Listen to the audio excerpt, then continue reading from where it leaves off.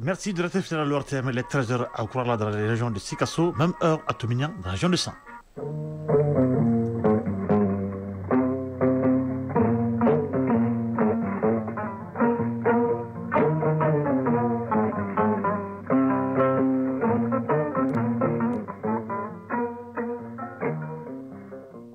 Le journal, Isaac Thielou. Mesdames, Messieurs, bonjour et bienvenue à la deuxième édition de Malactualité. Voici les grandes lignes de cette édition.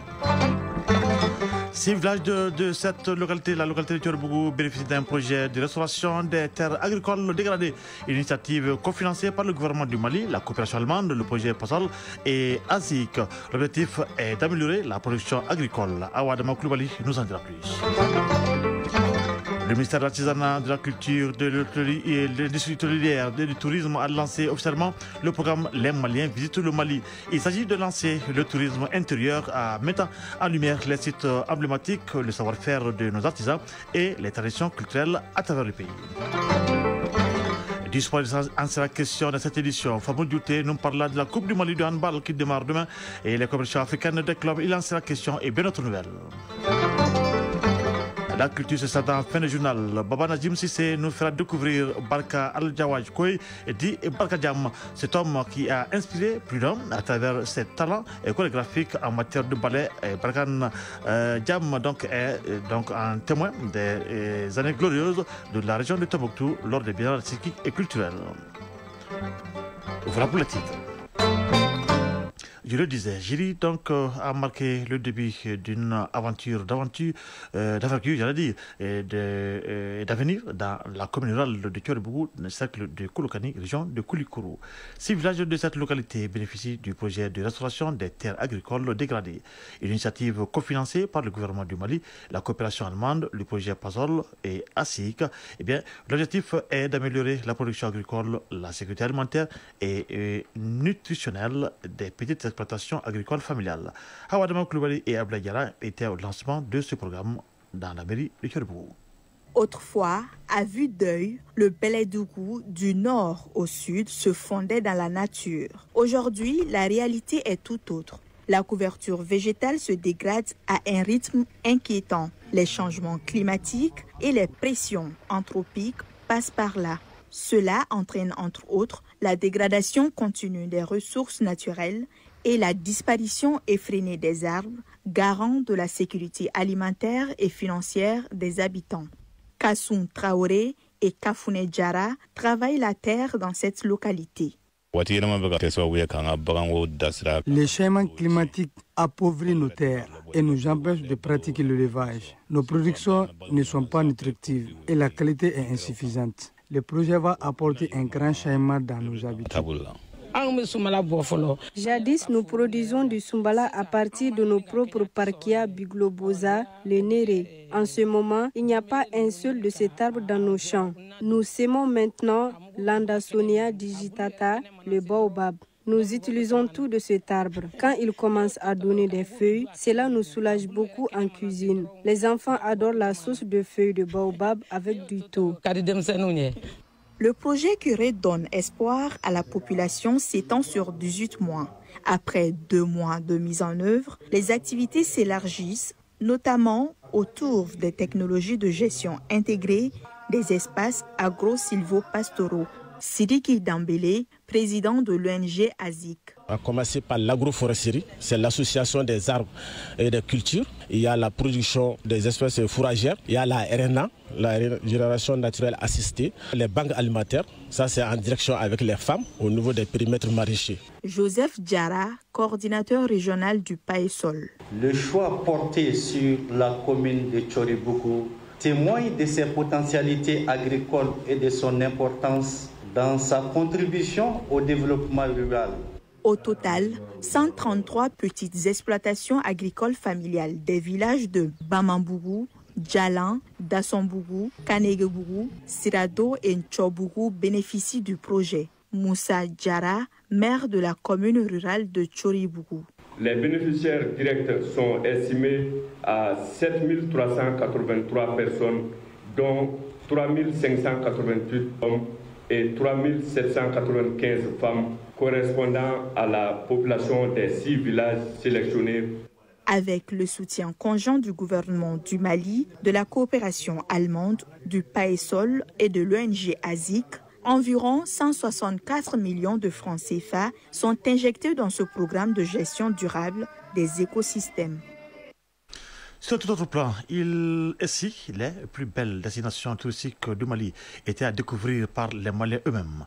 C'est le parti du ministère de l'Artisanat, de la Culture, de l'Industrie hôtelière et du Tourisme qui a lancé officiellement le programme Les Maliens visitent le Mali. Ce vendredi donc à Bamako. Objectif est relancer le tourisme intérieur en mettant en lumière les sites emblématiques, le savoir-faire des artisans et les traditions culturelles à travers le pays. Une initiative nationale pensée pour renforcer l'attachement au patrimoine, encourager la consommation locale et soutenir les acteurs du secteur touristique. L'État décide de prendre 60 à 80% des charges. Reportage Moussa Kamara. Et si découvrir le Mali ne passait plus par des cartes postales, mais pour une immersion réelle, vécue et partagée. Avec le programme MVM, les Maliens visitent le Mali. Le ministère de l'Artisanat, de la Culture, de l'Industrie hôtelière et du Tourisme entend faire du tourisme intérieur un levier de développement et de cohésion nationale. Pour cette première expérience, 3 circuits sont proposés aux visiteurs. Mamari Diarra, directeur national du tourisme et de l'hôtellerie. Ségou, Bamako, Ségou, Bamako. Et le circuit Sikasso, Bamako, Sikasso. Et enfin, le 3e circuit, c'est Koulikoro. Pensé pour rapprocher les citoyens de leur patrimoine, MVM propose des circuits touristiques à prix abordable, accessibles aux Maliens. Une initiative saluée par les professionnels du secteur. Moussa Baga Samake, président de la Fédération des hôteliers du Mali. En unissant nos forces, pouvoirs publics, acteurs privés et partenaires, nous pouvons transformer des défis actuels en opportunités et bâtir un tourisme résilient, durable et culturellement riche. Sissé Fadimata Kouyaté, présidente de l'Association malienne des agences de voyage et de tourisme. De faire de ce produit touristique nouveau une réalité économique. Le ministre a mis l'accent sur la redynamisation du tourisme local. C'est le moment de reconnecter les Maliens à leur patrimoine. Mahmoud Dafé, ministre de l'Artisanat, de la Culture, de l'Industrie hôtelière et du Tourisme. Ce projet, ce n'est pas de l'argent liquide que nous avons, mais c'est l'effort conjugué des Maliens. Les hôteliers offrent aujourd'hui 50% de leurs chambres gratuitement aux fonctionnaires du Mali pour visiter le Mali. Ça, c'est très fort. Et la deuxième chose, les gens de voyage qui ont décidé d'être avec nous, parce que nous allons financer les transports avec des coûts en partenariat avec ces gens-là. Donc, eux aussi nous accordent une grande faveur pour faciliter le voyage. Dans une dynamique de consommation locale, de valorisation de l'identité culturelle et de solidarité nationale, le programme MVM se positionne comme une réponse concrète à la relance d'un secteur clé de développement durable au Mali. Les professionnels de l'information sont à l'école pour renforcer leurs capacités sur le pacte de stabilité sociale et de croissance. Et l'objectif visé, c'est de les permettre de mieux communiquer sur la question. Le pacte de stabilité sociale a été établi pour contribuer à l'instauration et à la consolidation d'un climat social apaisé et au développement économique. Il a également pour but d'améliorer l'organisation et le fonctionnement des organisations syndicales. Reportage Inaba. Le 25 août 2023, le gouvernement et les syndicats ont scellé un pacte, celui de la stabilité sociale et de croissance. Cet engagement est pris pour la période 2023-2027. Pour sa vulgarisation, la presse est appelée à la rescousse. Mahamadou Talata, représentant de la maison de la presse. Celui qui détient l'information détient également les richesses. Et la richesse, lorsqu'elle est maintenue, elle permet cette croissance-là qui pourra nous aider essentiellement encore une fois avec les mots, avec l'information, à parvenir à une cohésion, à une stabilité sociale, mais également à un vivre ensemble. Ce nouveau contrat social comporte 139 recommandations et 60 engagements. Durant les 5 années de sa validité, il sera appliqué au gouvernement, aux employeurs et travailleurs, ainsi qu'à leurs organisations représentatives, y compris ceux de l'économie informelle. Dr Fassoum Koulibaly, ministre du Travail, de la fonction publique et du dialogue social. Le pacte de stabilité sociale comprend 60 engagements déclinés en 30 activités réalisables sur 5 ans pour un coût prévisionnel de 105 918 millions de francs CFA. Votre rôle en tant qu'homme de presse et de médias est essentiel dans la mise en œuvre du pacte. Vos engagements constituent, à n'en pas douter, de puissants vecteurs d'information, de communication et de sensibilisation à l'endroit des masses laborieuses. Pour la réussite de cette mission de vulgarisation, le gouvernement attend de la presse son implication totale. Cela passe par l'élaboration d'un plan de communication, comme l'a souhaité le professionnel de l'information. Actualité hors de nos frontières. Au Sénégal, les autorités se tournent vers la diaspora pour tenter de soulager les finances publiques. Le Premier ministre Ousmane Sonko avait annoncé cette initiative lors de son discours devant la communauté sénégalaise à Milan, en Italie. Jeudi dernier, le gouvernement a officiellement lancé un emprunt obligataire de 300 milliards de francs CFA destiné en priorité aux expatriés invités à y souscrire massivement. C'est la deuxième fois que l'État sollicite sa diaspora.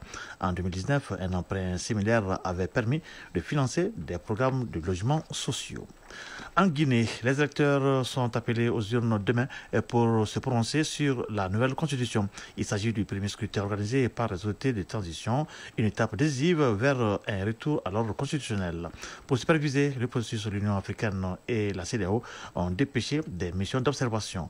Le référendum s'est organisé donc par la Direction générale des élections, créée en juin dernier et placé sous la tutelle du ministère de l'administration du territoire et de la décentralisation. Sa directrice, Djinebou Touré, assure que les magistrats ont été déployés dans les régions afin d'accélérer le dépouillement et de prévenir toute tentative de fraude.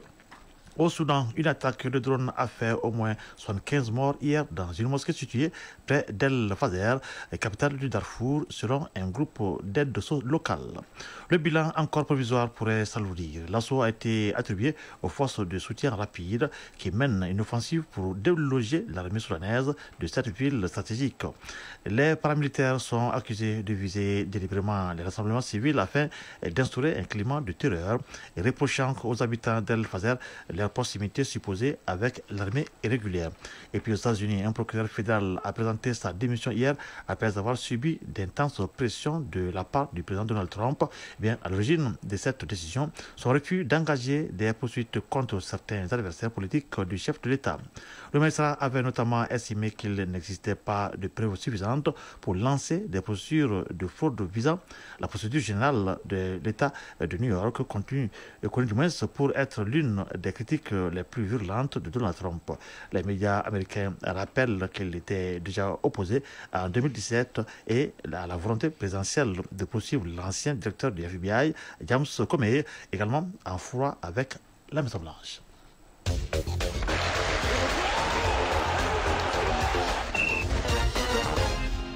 Sport. La saison 2025-2026 des compétitions interclubs de la CAF a démarré ce vendredi. Les représentants maliens, le Samal de Bamako en Ligue des Champions et le Djoliba en Coupe de la Confédération entrent en lice demain dimanche. Toujours en football, éliminatoire Coupe du Monde féminine 2026 chez les moins de 20 ans. Le Mali reçoit cet après-midi au stade Modibo Konaté la RD Congo en futsal travailliste. L'entreprise SAR est en route pour décocher un doublé historique et Coupe Championnat dans la discipline. Eh bien, l'équipe de SAR joue la finale de la Coupe du Mali de futsal travailliste ce samedi contre la BMSSA.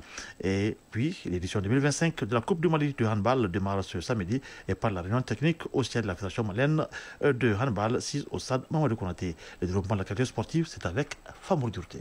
Le temps de l'édition 2025 de la Coupe du Mali de handball sera donné ce samedi par la réunion technique au siège de la Fédération. Les rencontres débutent demain dimanche au stade Mamadou Konaté. Les 6 meilleures équipes, hommes et femmes du championnat national, se disputeront les trophées. Il s'agit, chez les hommes, de l'USFAS, du centre omnisport de l'Afiabougou, COL, de l'AS Police, de la commune 6, du centre omnisport de Missabougou, COM et du butin de Ségou. Chez les femmes, les équipes sont le Sigui de Caille, le centre omnisport de l'Afiabougou, l'AS Police, l'USFAS, le centre omnisport de Missabougou et le centre Maïga de la base CMB. L'édition 2025 de la Coupe du Mali de handball, c'est du 20 au 27 septembre 2025 au stade Mamadou Konaté. D'une discipline à une autre, la finale de la 4e édition de la Coupe du Mali de futsal travailliste se joue ce samedi 20 septembre 2025 sur un terrain annexe du stade Mamadou Konaté, précisément l'ex-terrain de basketball du centre Al-Kaya Touré CAT. Les finalistes sont l'entreprise Saher et la Banque malienne de solidarité BMS. Organisée par la Fédération malienne des sports travaillistes et amateurs FEMASTA, la finale de cette édition s'annonce électrique tant les deux équipes ont montré un niveau impressionnant tout au long de la compétition.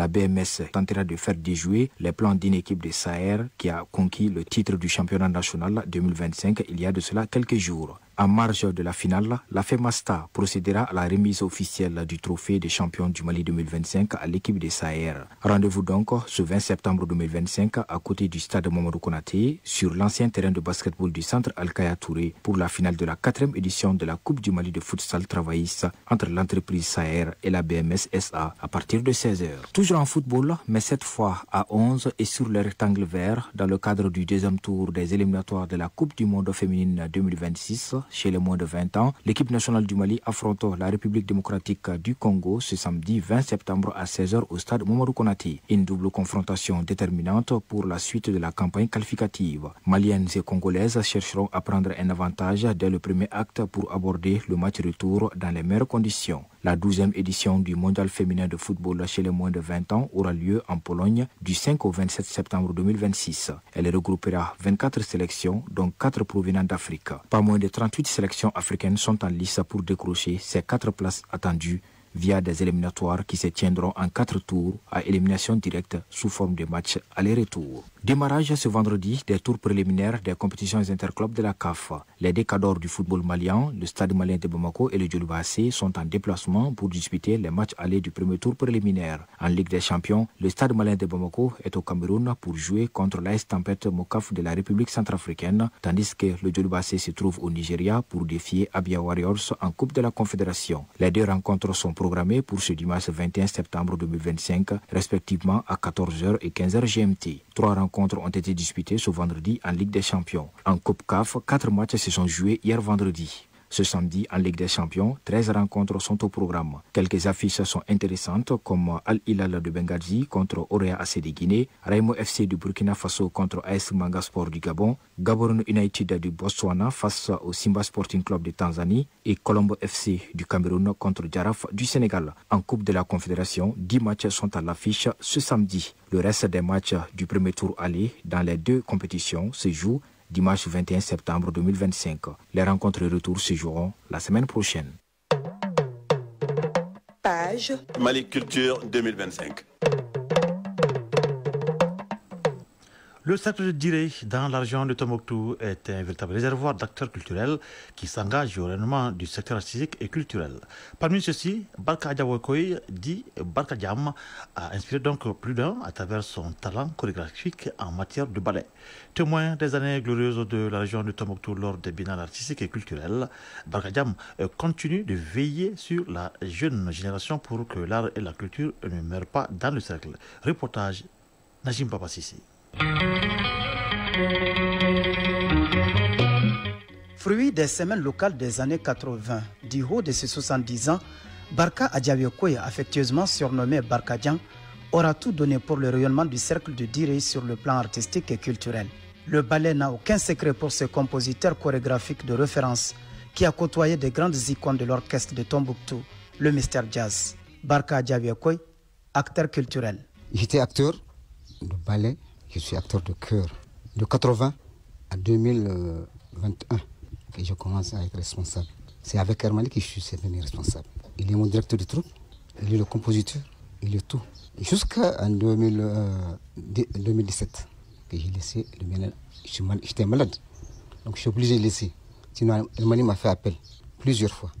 Il n'a pas pu participer vraiment. Des semaines locales, en passant par les éditions des biennales artistiques et culturelles, Barka Djam était bien connu pour ses compositions. Barka Adjawakoy, acteur culturel. La princesse folle, ça c'est le ballet qui a fait le succès. De Aïbongo à Niafanké, c'est parti Kassou. Le ballet est devenu classe semaine locale, premier. J'ai amené ça à Niafanké, 2010, au cinquantenaire. Le ballet est devenu premier à Niafanké. Je l'ai amené à Sikasso. Ça c'est en 2010. Classement, le ballet est devenu 3e national. Amadou Meiga, chef du service local artisanat et tourisme du cercle de Diré. La princesse folle dont il a parlé, effectivement, il a composé pour la commune de Haïbongo. Nous avons reconduit ce même ballet à la semaine régionale, là aussi il était premier, jusqu'à la biennale où il était classé 3e. Je me rappelle en 80, j'étais jeune, il a dansé Sonné à Libère, un ballet à thème 45 minutes. Et malheureusement pour lui, dès quand il a commencé le ballet, il y a eu un clou. Mais avec ça, il a dansé durant les 45 minutes avec le clou là. Salkana bin du clou, il a perdu connaissance.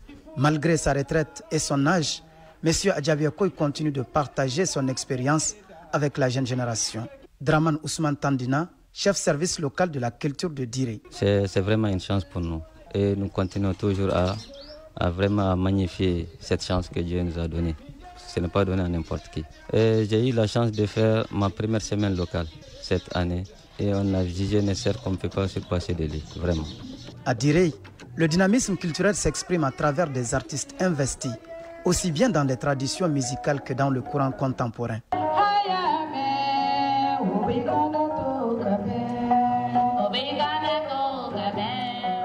Arahmatou Traoré, soliste. J'ai commencé par le théâtre en 2005.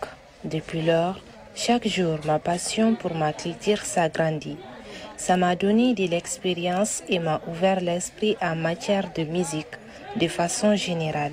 Nous nous réjouissons du choix de Tombouctou pour abriter la Biennale 2025. Merci au président de la transition ou aux membres du gouvernement. Amadou Meiga, chef service local artisanat et tourisme du cercle de Diré. Ce solo dessin était dédié surtout, c'était venu surtout avec la résistance contre les forces du mal, c'est-à-dire les rebelles et les extrémistes.